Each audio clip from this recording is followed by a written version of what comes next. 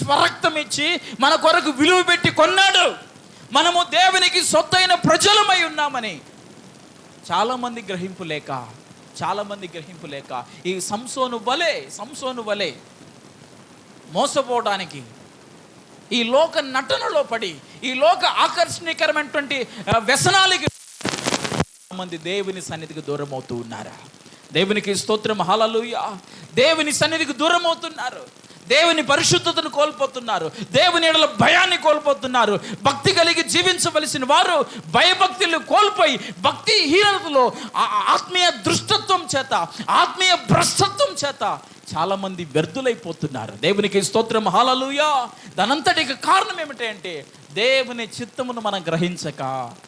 ఇక్కడ భక్తుడైనటువంటి సంసోను యవనములో ఉన్నాడని ఈ లోక ప్రేమ వైపు చూచాడు. ఈ లోక నటనలో పయనిస్తూ చివరికి తన గతి ఏమైందో చూడండి.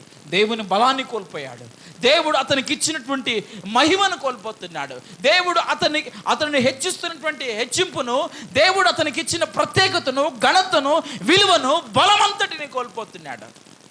పిల్లరా, దేవుడు మనల్ని ప్రేమించి మనల్ని ప్రత్యేకంగా దేవుడు తన సన్నిధిలో ఏర్పాటు చేసుకున్నాడు.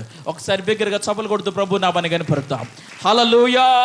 దేవుడు మనల్ని ప్రత్యేకంగా ఈ లోకంలో నుండి వేరు చేసి ప్రత్యేకించి తన సన్నిధిలో మనల్ని ప్రతిష్ఠిత చేసినప్పుడు మనం దేవుని కొరకు నమ్మకంగా ఎదిగే వారిగా ఉండాలి. ఆమేన్, హల్లెలూయా. అలా కాకుండా ఈ సంసోను వలె లోకం వైపు చూచి, లోక వ్యసనాల వైపు చూచి, లోకములో ఆకర్షితమైనటువంటి క్రియలను చూసి, లోకములో ఉన్నటువంటి బంధాలను మనం చూచి,